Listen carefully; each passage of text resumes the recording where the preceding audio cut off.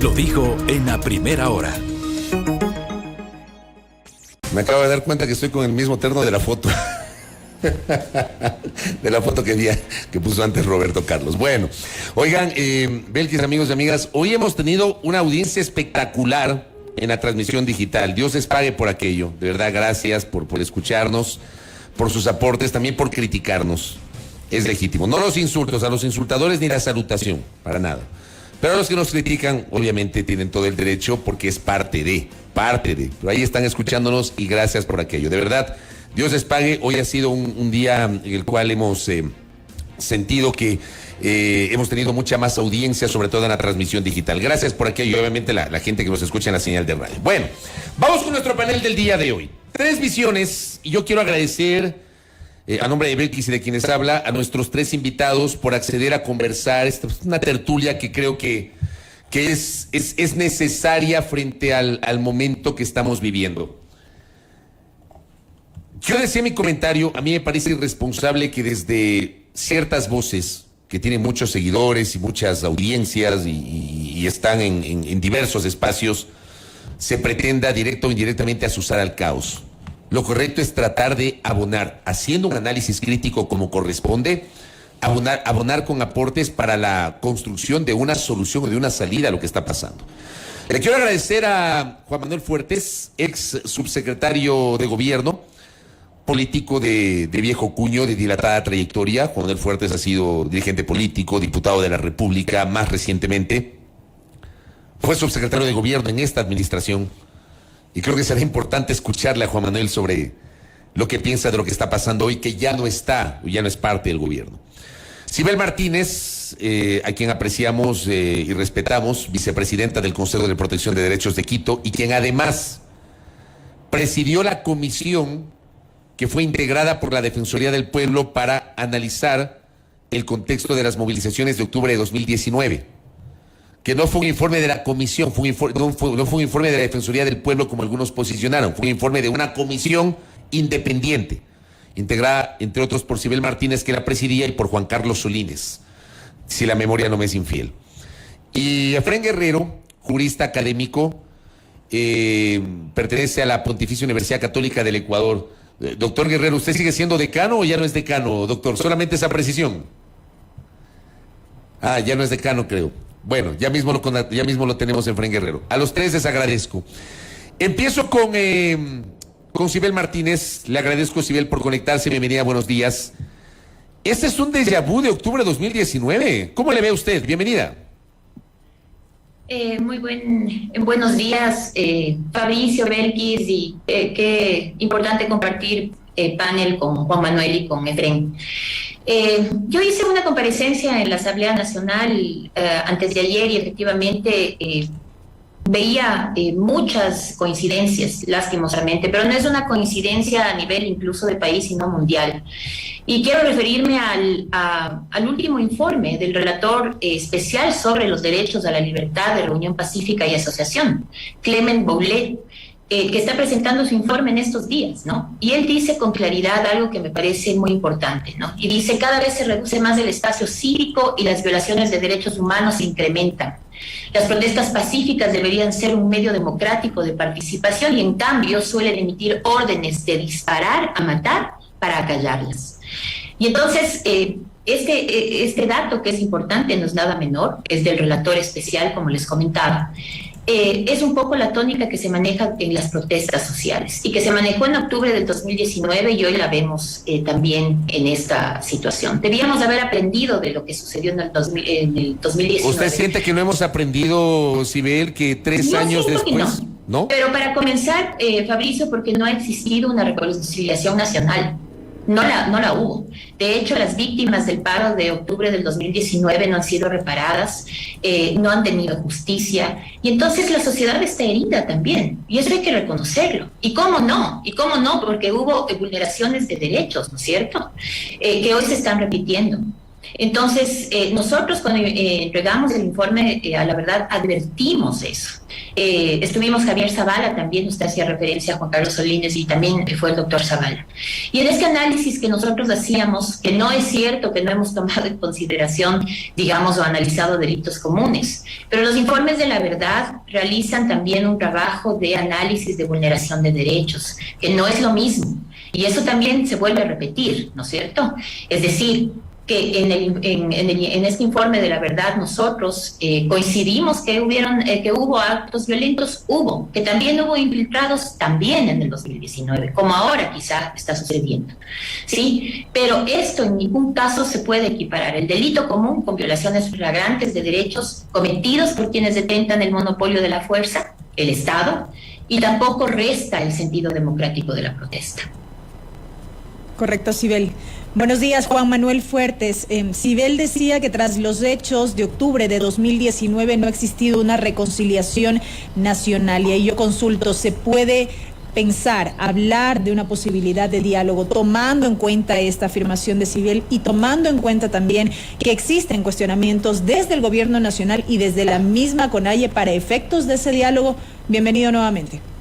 Buen día, Belkis, Fabricio, a la doctora Martínez, al doctor Guerrero y a la audiencia, mi saludo respetuoso. Es bastante complejo que este tipo de traumas por los que ha atravesado el país puedan ser gestionados adecuadamente si es que sobre todo desde el nivel político no existe la claridad necesaria ni la experticia que la situación demanda, a efectos de que la conflictividad, que es esencial en democracia, más allá de que nos guste o nos disguste, es parte de la esencia del sistema democrático, sea debidamente procesada y resuelta. Por supuesto, hay que reconocer la limitación que implica el análisis individual o incluso grupal que se puede efectuar, porque no es sino un punto de vista, y un punto de vista es ver el fenómeno desde un ángulo.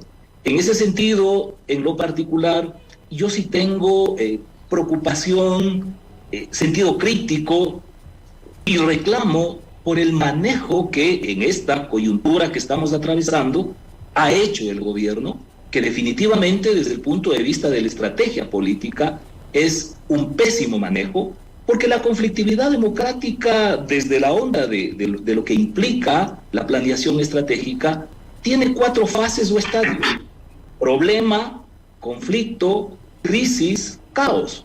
De tal modo que responsablemente lo que corresponde es evitar el escalamiento de la conflictividad y en último caso que esto no llegue sino del problema a la fase del conflicto. Pero lamentablemente con el manejo que se ha efectuado en las últimas semanas, lo que nos encontramos es en una etapa de caos, y todo caos es muy complicado de ser gestionado. De tal modo que, concretamente, no solo frente a lo que implica esta coyuntura, sino a lo que contextualmente requiere esta necesidad de reconciliación nacional, en la que, en medio de todas las diferencias, del reconocimiento de la diversidad, hagamos un esfuerzo colectivo para enfrentar los grandes problemas, es muy difícil que pueda concretarse en la medida que desde el gobierno no existe la experticia para el manejo adecuado, que al interior de la sociedad, tanto del sector político como de buena parte de la dirigencia de la organización social, no existe esa predisposición, sino la búsqueda de sacar adelante agendas particulares. Pues por supuesto que lo más probable es que frente a la conflictividad fácilmente desemboquemos en lo que estamos hoy, es decir, en una etapa de caos. Pero, doctor Fuertes, creo que es inevitable preguntarle esto porque usted fue parte justamente del Ministerio de Gobierno y usted era parte, digamos, del equipo político de ese ministerio como subsecretario de Gobernabilidad. Sibel Martínez dijo algo que a mí sí me queda rondando en la cabeza porque termina siendo real. Octubre de 2019 refleja que hoy, en junio de 2022, no hemos aprendido la lección fundamentalmente porque no hubo reconciliación. Juan Manuel, con todo respeto, esa es una asignatura pendiente de ustedes. ¿Ustedes no generaron condiciones para la reconciliación siendo gobierno? Le pregunto, doctor. No solo que fui subsecretario de Gobernabilidad, sino que específicamente yo tuve a mi cargo el manejo de los problemas de gobernabilidad relacionados con la CONAIE y las organizaciones sociales. Y por supuesto que esto implica un proceso en el cual, por un lado, hay que evitar que se vuelvan a repetir condiciones para que volvamos a reeditar episodios como desde el 2019. Eso implica una participación política a partir de una contención a lo que por motivaciones de otro orden puede generar un problema que llegue a la crisis y probablemente al caos.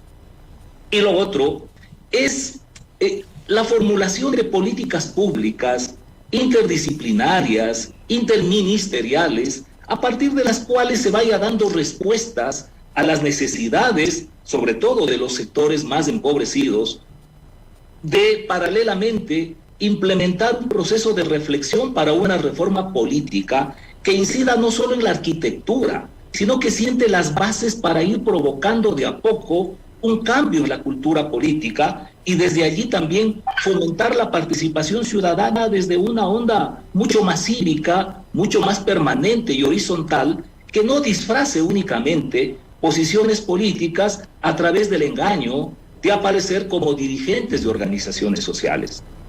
Lamentablemente, en esto hay que decirlo, la respuesta que obtuvimos del gobierno en su integridad no fue la adecuada, y a lo que tuvimos que limitarnos fundamentalmente es a la contención política de un posible problema que desemboque en lo que hoy estamos viviendo.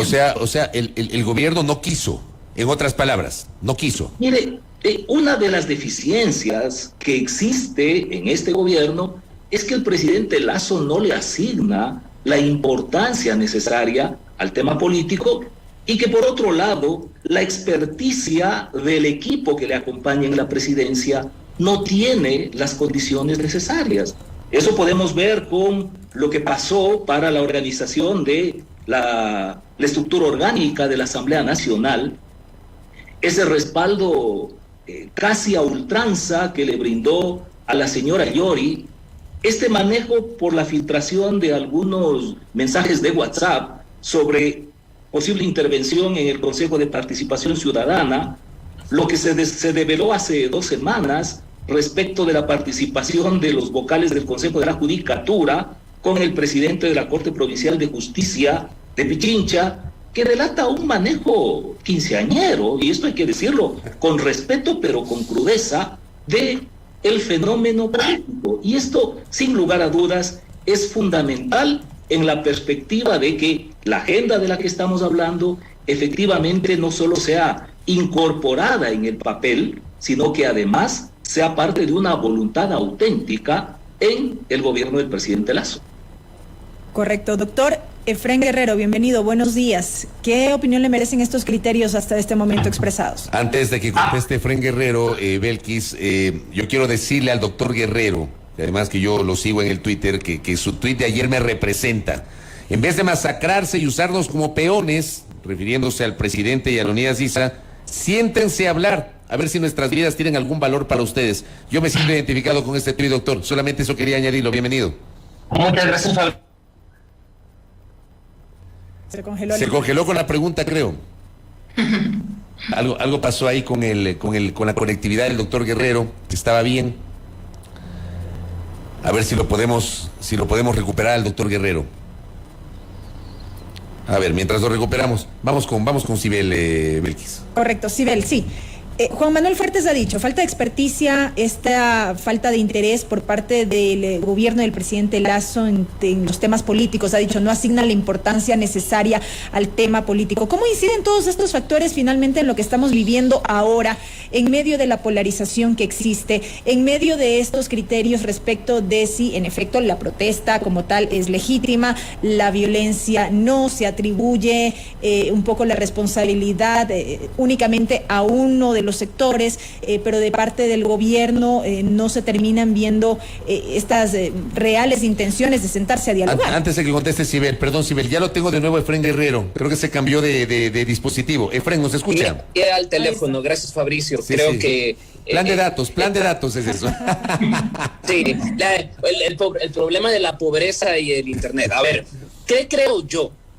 Yo creo que no podemos seguir siendo infantiles y establecer una lógica de buenos y malos en una crisis política como la que tenemos en este momento.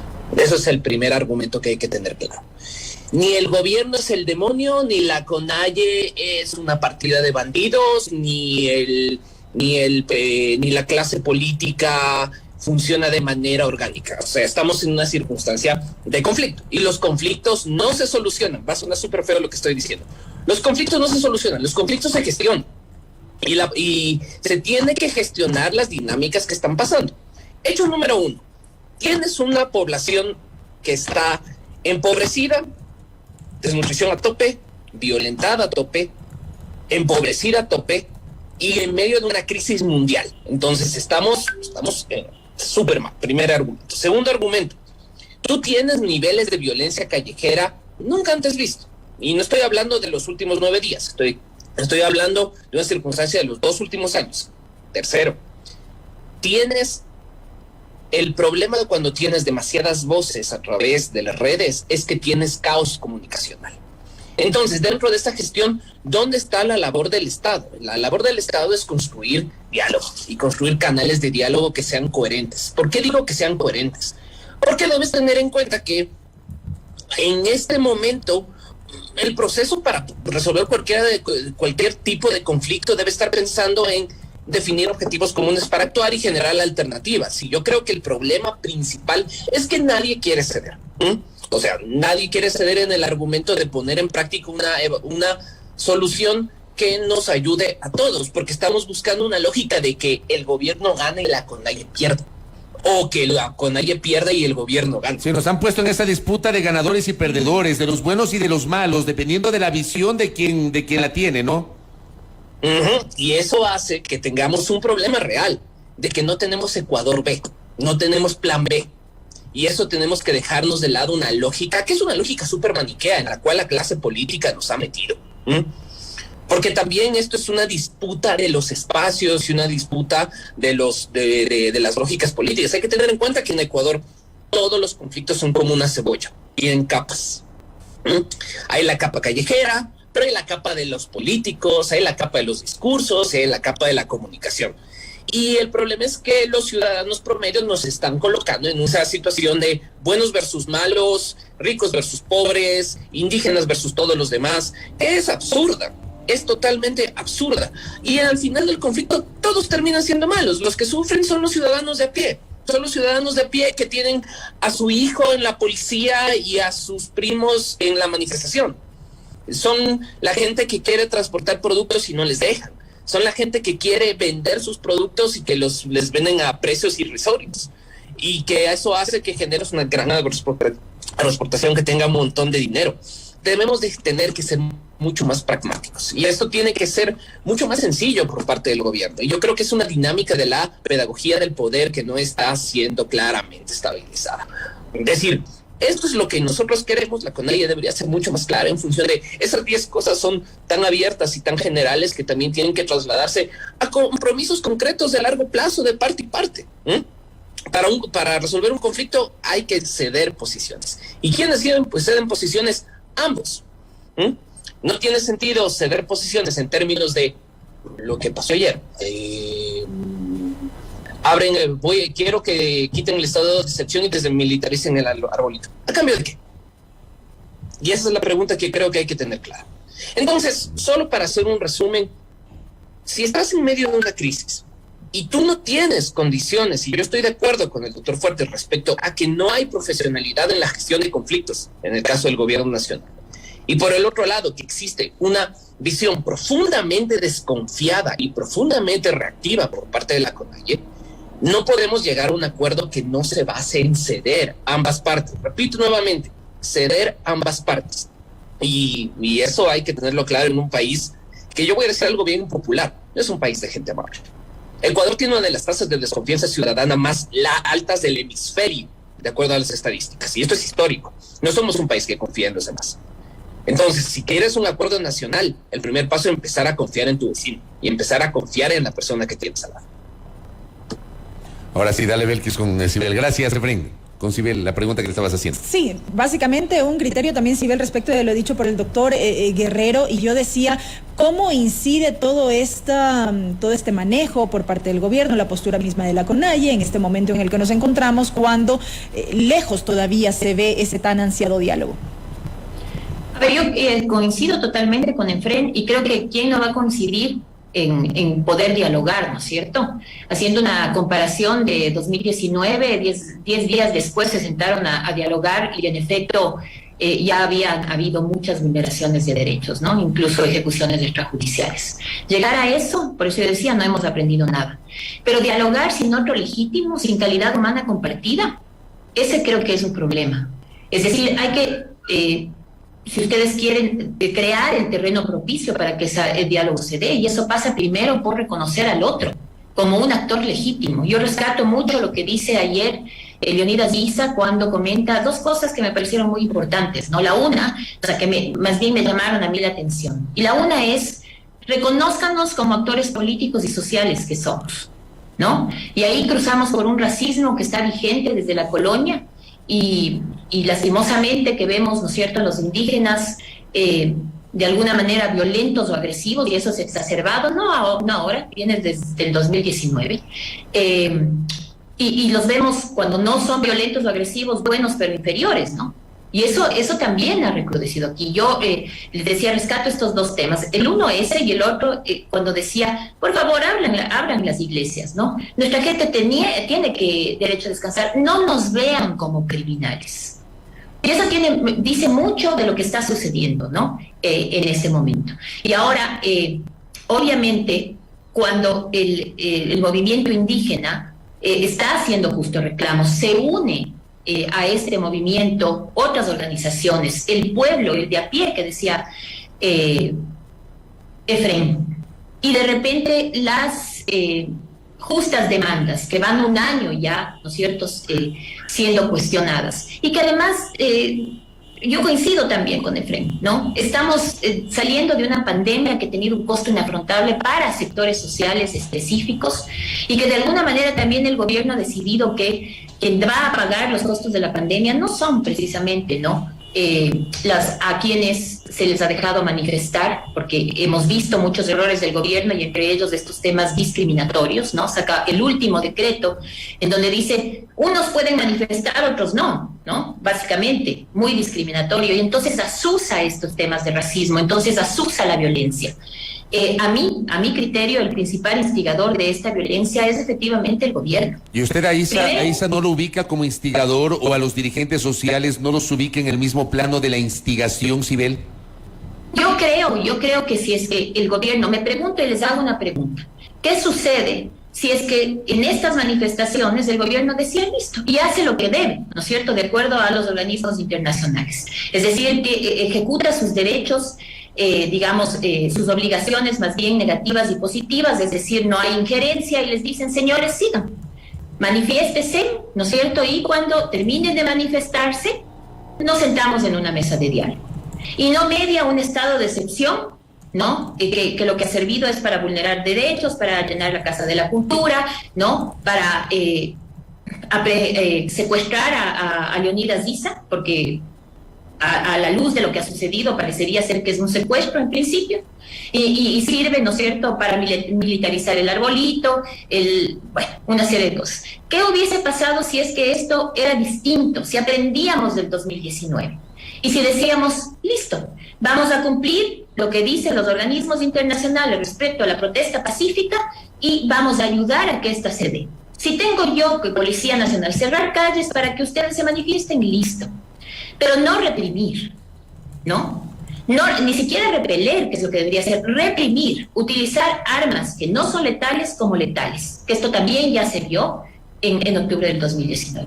Seguramente no estaríamos en esta situación.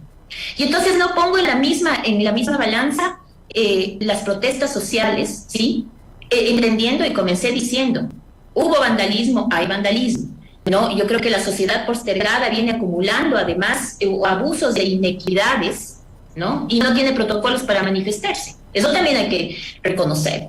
Y no es nada menor lo que está sucediendo, ¿no? La violencia se está exaltando y se tratan de violencias que pretenden arreglar otras violencias, de ordenar lo desordenado, y eso está mal, porque la violencia además en este país está siendo la reserva moral del mismo.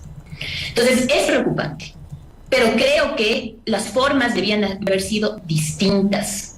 No sé por qué razón en este país y en general en Latinoamérica no se desoye las recomendaciones de los organismos internacionales, en donde con claridad te dice una protesta pacífica simplemente tiene que ser ayudada incluso, ¿no? Por la policía, por las fuerzas, para que llegue a un cauce y luego pues efectivamente se escuchan esas demandas y se sientan a conversar. Por eso...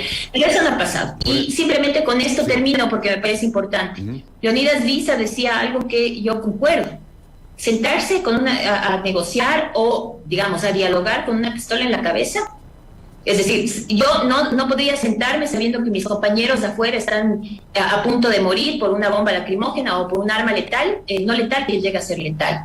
Entonces hay que bajar posiciones, por supuesto que sí. Y ayer el presidente de la CONAIE dijo algo importante. Queremos sentarnos a conversar, desmilitaricen, como decía Efren, el arbolito, digamos que no es en ese lugar, pero quieren conversar, hacer una asamblea ampliada para poder determinar si es que estos 10 puntos son los que van o si es que hay que modificar. Eso también es algo bueno, creo que es algo que hay que rescatar.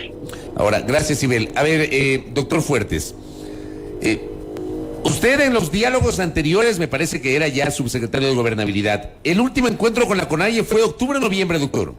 Noviembre. Diciembre, enero, febrero, marzo, abril, mayo, junio. Han pasado 7 meses. Y desde noviembre, entiendo yo, corríjame si estoy equivocado, varios de los temas que hoy constan en la plataforma de lucha de la CONAIE ya habían sido planteados al gobierno. No hablo del tema de los combustibles, pero sí el tema de condonación, el tema de estímulos para el sector agrícola, el tema de aumento del presupuesto de educación intercultural, por mencionar algunos ejemplos.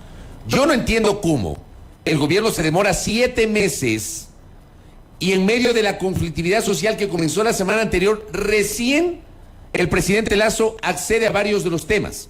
Aumento de la educación, del presupuesto de educación intercultural, lo anunció el presidente Lasso el miércoles de la semana pasada. Condonación de deudas en Banecuador de hasta $3,000, de créditos de hasta $3,000. Aumento del bono de desarrollo humano en $5, de 50 a $55, entre otros aspectos, anunciados por el presidente de la República. ¿Cómo se entiende esto, doctor Fuertes? Refiramos los hechos y desde allí tratemos de hacer un análisis.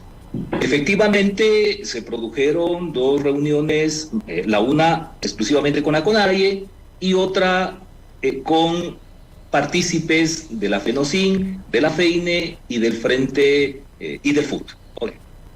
Allí se convino finalmente que en un plazo de 2 a 3 semanas, no llegó a concretarse específicamente que sean ni 2 ni 3 semanas, se emitiría una respuesta sobre la petición formulada por el señor Issa y luego compartida por los dirigentes de las otras organizaciones en torno a una disminución del precio del combustible, puntualmente de la gasolina extra y del diésel, y que en función de eso se podría continuar dialogando respecto de los otros puntos. No obstante, la víspera de que se cumple el plazo fatal, y a partir de los insumos proporcionados por los diversos ministerios, yo preparé una respuesta no únicamente sobre la petición en torno a la disminución del precio de los combustibles, sino sobre todos los puntos que eran materia de planteamiento en la reunión de la CONAIE y las otras organizaciones. Esto, a través de la ministra Alexandra Vela, se trasladó a la presidencia y a alguien allí se le ocurrió que no había que contestar. Luego... No puede ser. ¿En serio dice? Bueno, lo estoy diciendo con absoluta veracidad. Por eso reitero, y eso iba a ser materia del análisis, más allá del relato de los hechos. Luego, hacia el mes de marzo, requirieron que se formule la respuesta que a mí me pareció que era políticamente inadecuado y que incluso implicaba una falta de respeto. En lo segundo, porque por elemental diplomacia, cuando uno se compromete a dar una respuesta dentro de un tiempo, hay que darla. Y por otro lado, decía, desde el punto de vista político, una vez que el principal tema que había sido formulado, que era el relacionado con el precio de los combustibles, y había sido asimilado por la economía ecuatoriana, me parece un contrasentido estratégico colocar nuevamente un cadáver en la mesa de autopsias. Sin embargo, y ahí vamos al tema del análisis, a mí me parece importantísimo lo que dijo Efrén Guerrero en torno a la inorganicidad política. Porque en la medida que han desaparecido las organizaciones políticas en términos estructurales, en las organizaciones políticas no se debate, no se piensa. La línea política termina siendo un link para que vean el artículo escrito en Los Cuatro Pelagatos o lo que tuitó La Posta o Fabricio Vela.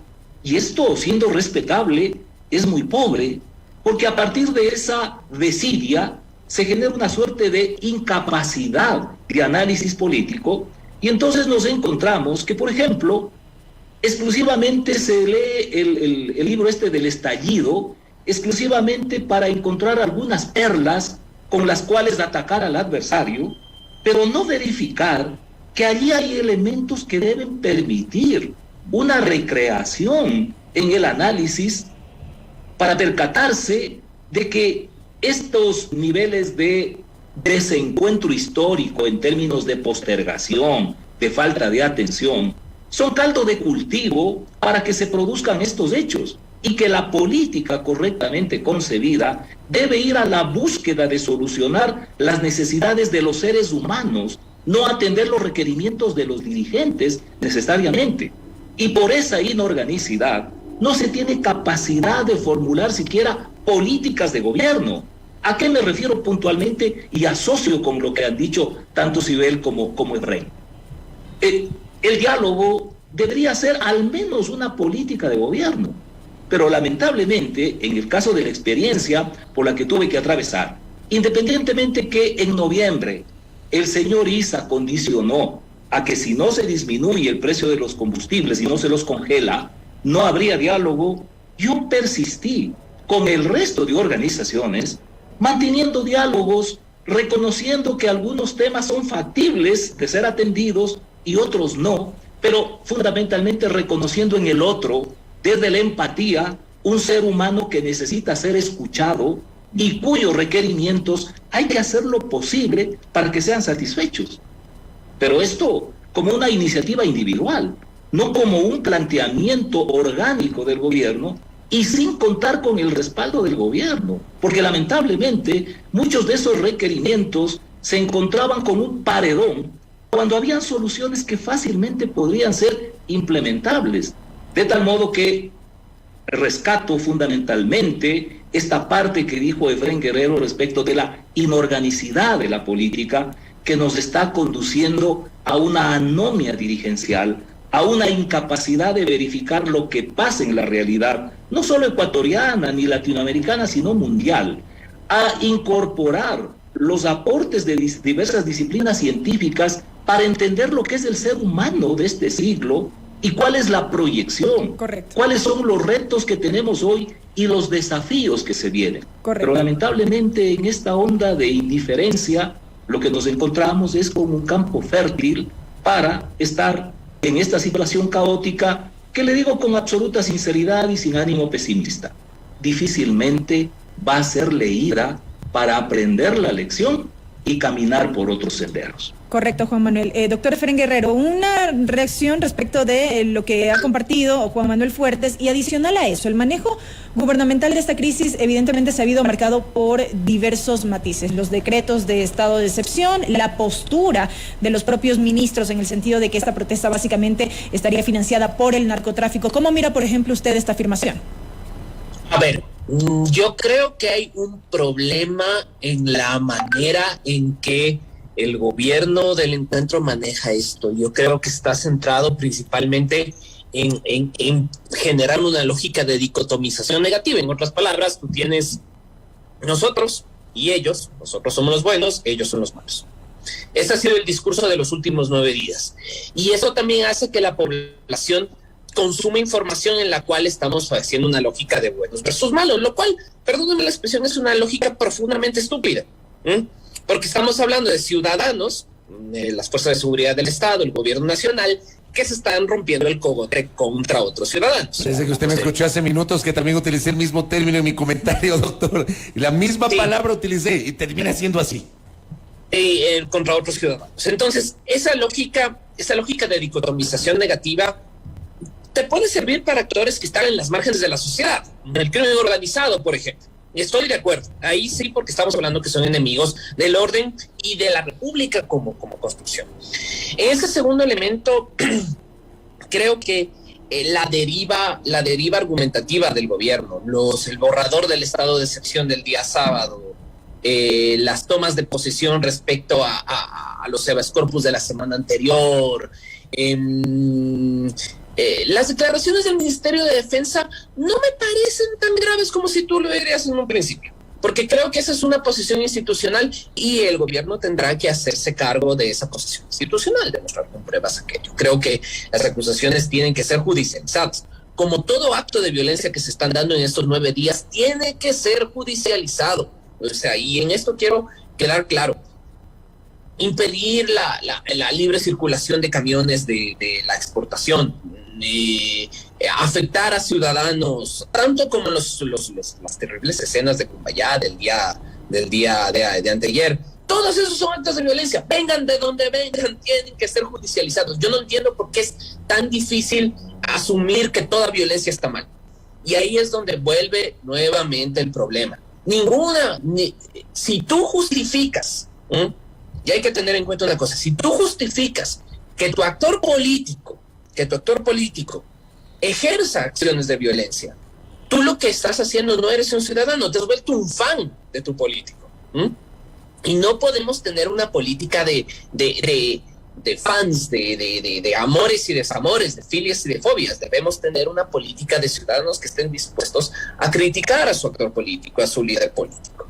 Y yo creo que hay que tener claro de que el gobierno del encuentro es altamente criticable, pero es el que tenemos, es el que hay, es el que se eligió.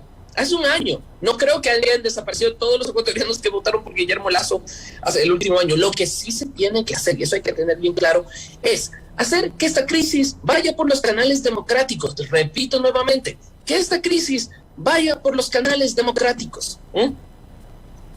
La protesta pacífica sí es un canal democrático, sí es un canal democrático. Lo que está pasando en las calles en Ecuador hoy, y yo les digo que vivo en la Mariscal, que es en la zona cero del conflicto, no es un canal democrático. Respirar 8 horas al día gas lacrimógeno de ninguna manera es democracia, ni para la policía ni para los manifestantes. Tú tienes escenas ayer dantescas, o sea, el pobre agente de policía que le revienta un mortero cerca, literalmente 5 cuadras de mi casa. Y las escenas del Puyo del día de ayer demuestran que la violencia es parte del ADN de la solución de conflictos ecuatoriana. Y eso es una cosa que el gobierno y cualquier actor social tiene que darse cuenta. Si nosotros nos damos cuenta que los ciudadanos son capaces de actos de ultraviolencia, es que algo está mal. Y algo está mal, y eso se llama Ecuador. No podemos dejar de echar paños tibios y seguir siendo tibio en este asunto. Hay que ponerse al lado de la democracia, las libertades y el funcionamiento, y estar en contra de estos extremismos. Al día anteayer hubo una rueda de prensa de las universidades en las cuales cada una planteó su posición. Y algún periodista le preguntó al rector de la universidad, de la Católica, de que los tibios le vomitarán Dios. ¿Por qué necesitamos ser extremistas para todo acto público? Dígamelo a mí, que a mí me han dicho en las últimas 2 semanas que soy un tibio, que no sé qué, que voy a pasar sin pena ni gloria a la historia porque no me alineo. Entonces no digo que a Lasso hay que derrocarlo, no digo que a los indígenas hay que lanzarles gasolina. Entonces soy tibio, por eso, doctor. Bienvenido al club. Yo no entiendo, y esto es para terminar, porque las opiniones de Sibel y del doctor Fuertes son muchísimo más valederas que las mías. El escenario de tener un país, ¿de acuerdo?, donde lo único que queremos es ponernos en los extremos del sistema político, es absolutamente patético y nos lleva a la destrucción como república. Preguntarse si el gobierno está haciendo lo correcto no te vuelve un conspirador, no te vuelve un enemigo del Estado. Preguntarte, ponerte del lado de cierta institucionalidad democrática. Y yo les digo, no soy fan del presidente Lasso, pero creo que el presidente Lasso es nuestro presidente. Pésele a quien le pese. Y hay canales democráticos para soltar este asunto. Eso no me hace un racista. Eso me hace un ciudadano con preguntas, tan mediocre como cualquier otro. Tal vez a los pibes los escupirá Dios, pero creo que tienen la capacidad de vivir un poquito más. Veamos si tenemos esa capacidad. A ver, les pido un favor. Tengo que cumplir con una pausa y tras la pausa voy a regresar con el último tramo para reflexiones finales. Interesantísima charla con Sibel Martínez, Juan Manuel Fuertes y Efrén Guerrero. La idea de esta charla es plantear esto que están escuchando y viendo, oyentes e internautas. Un debate serio, responsable, argumentado, crítico sobre lo que está pasando, pero de modo alguno incendiario. Esa es la idea que proponemos aquí en el espacio. Volvemos, no se vayan. 7:55. Voy a entrar a la última parte de reflexiones de nuestros invitados, Sibel Martínez, Juan Manuel Fuertes y Efrén Guerrero, en esta charla analizando la coyuntura. Hoy se cumplen 10 días de movilizaciones desde que comenzaron aquellas el lunes de la semana anterior.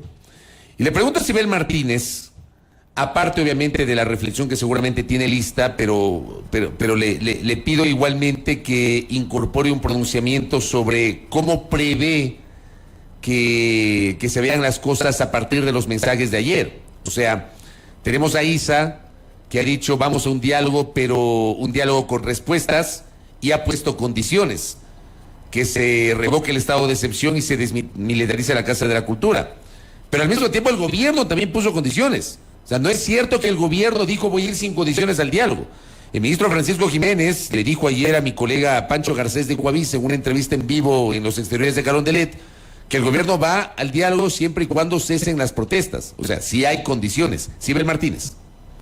Sí, Fabricio, yo considero que, y igual como Efrén, como Juan Manuel, hay que deponer posiciones, efectivamente, ¿no? Pero sí creo que este diálogo va a darse en la medida en que nos reconozcamos como ecuatorianos, ¿sí? Es decir, por eso yo decías, viéndole al otro como un ser humano, con legítimas demandas, ¿no? También entendiendo la posición de un gobierno que, de alguna manera, tiene que evitar que exista un caos. Pero de eso a excesos hay una gran diferencia. Yo soy muy clara en decir, lo he dicho públicamente, me ha costado muchísimo incluso en redes sociales, yo estoy a favor de la protesta social pacífica, lo estoy. No estoy en contra, estoy justificando, ni estoy a favor de los actos de violencia ni vandalismos. Pero creo que hay justas demandas en estos pedidos que inició el movimiento indígena y que de a poco fueron uniéndose a otras organizaciones sociales. También estoy clara que ayer, por ejemplo, en lo que comentó el presidente de la CONAIE, hay una voluntad de conversar. Él incluso dijo, ¿no?, para analizar los 10 puntos que hemos pedido, eso es importante, ¿no?, para dar una respuesta a la carta que remitió el presidente. Entonces, creo que para poder lograr ese diálogo hay que bajar tensiones, y para lograr bajar tensiones debemos reconocernos como lo que somos, ¿no?, ecuatorianos.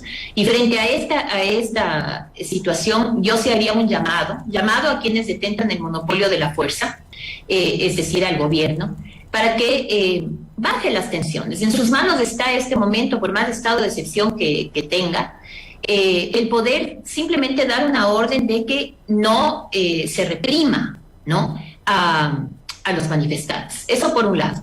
Y obviamente a quienes están pidiendo esta Asamblea Nacional, encabezada por Leonidas Issa, también considerar que al final, si no se logra que sea el arbolito, si es que es el caso, bueno, ver la opción de poder dialogar entre varios movimientos, porque ha hecho un llamado amplio, y eso es muy importante también, reconociendo que no es únicamente el pedido del movimiento indígena, ¿no? Las mujeres feministas, por ejemplo, el movimiento feminista también ha hecho sus demandas.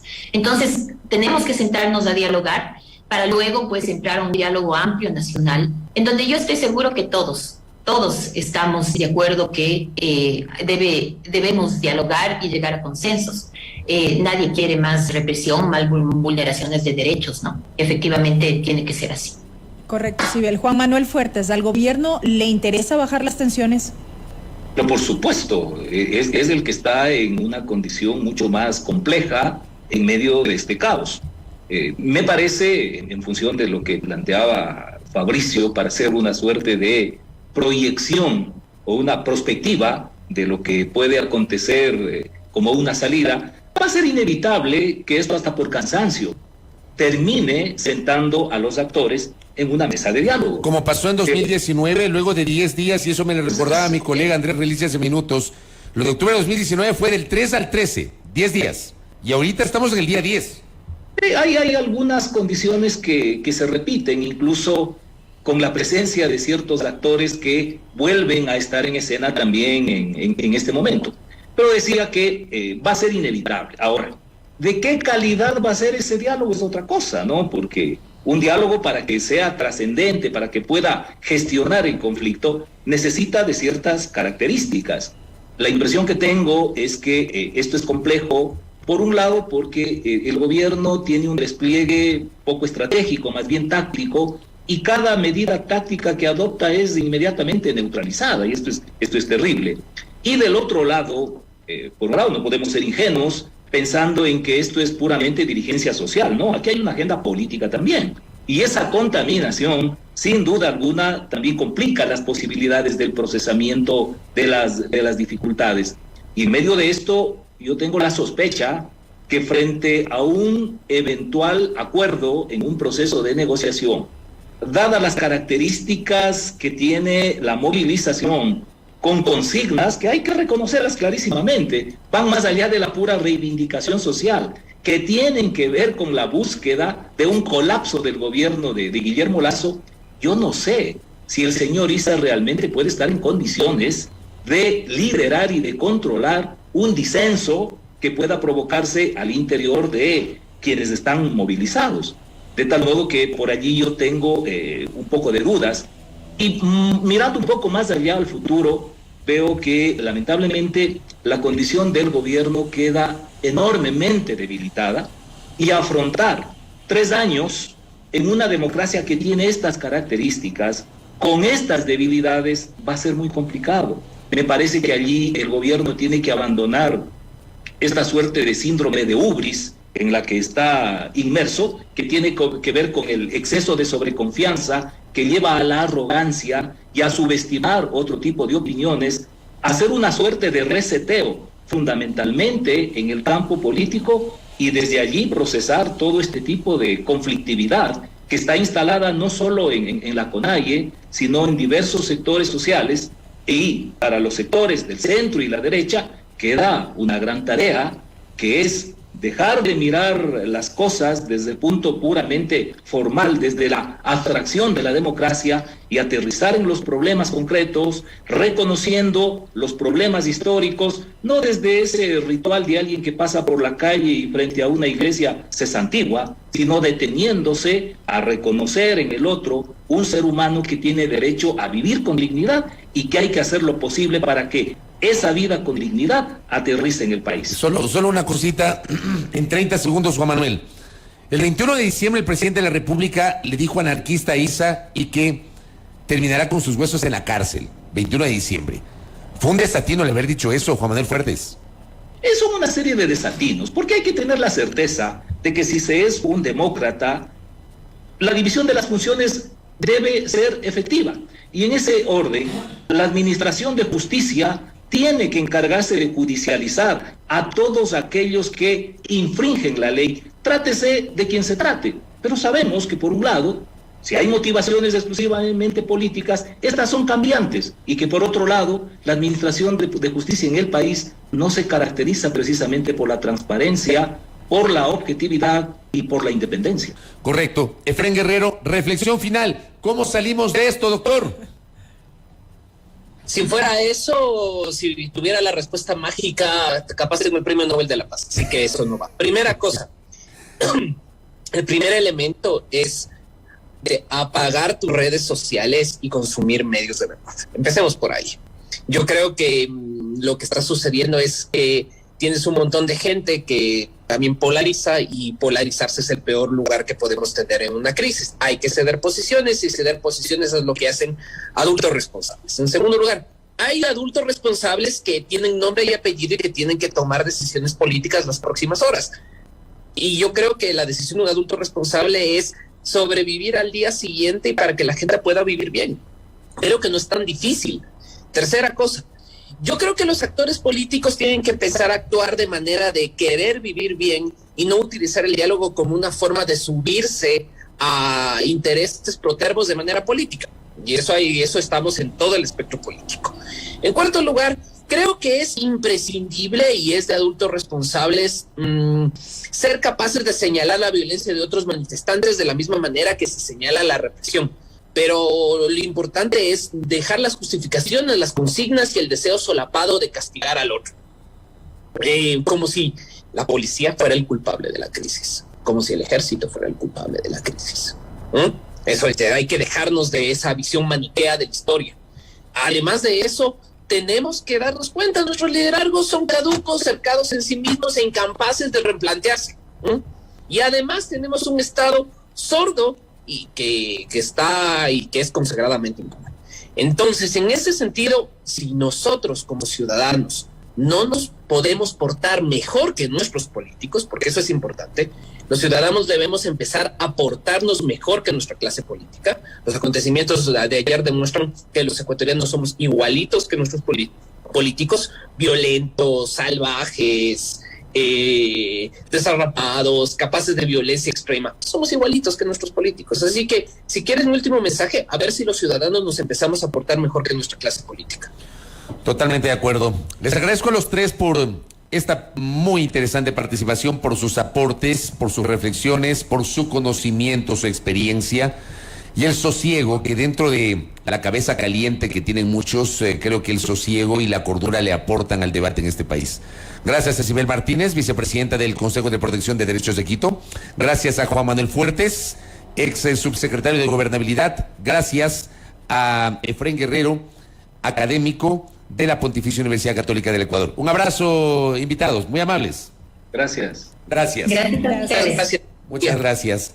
Y solamente para cerrar, quiero hacer mías unas palabras, un mensaje que acabo de recibir.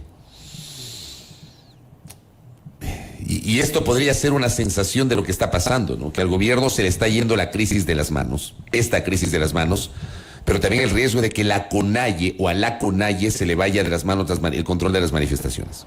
Creo que no es un detalle menor este mensaje que acabo de recibir y que sí debe invitar a la reflexión. La crisis se le va de las manos al gobierno y el control de las manifestaciones a la CONAIE. Entonces, ¿de qué estamos hablando si eso ocurre? No es lo deseable. Primera plana. Todas las noticias, todas las voces.